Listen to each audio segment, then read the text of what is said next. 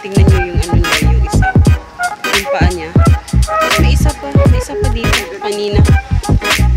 Yung paa niya iba. Nasa na yun?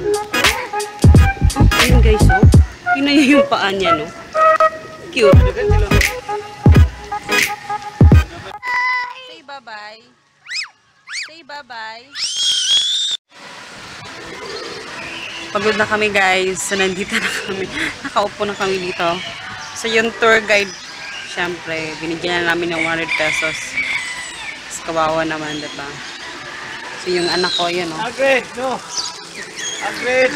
Tuwang-tuwa si dun sa mga isda. Pero mga ano lang naman na isda. Tilapia. Tilapia pa, no? Tilapia. No, boy. So, yun. Tsaka may dalawang koi na malalaki. Medyo ano lang dito. Medyo may feeling na parang weird lang lights kasi masyadong ano, masyado talaga siyang tahimik. So yung asawa ko gusto niya pumunta ulit dun sa Tiger. Pero natatakot ako kasi sobrang ano talaga, tahimik lang talaga. Ngayon lang medyo may mga dumadating na naman ng mga ano, mga tao. So medyo pa konti-konti lang yung tao. Pero so far maganda naman siya dito. Para siyang nasa province talaga.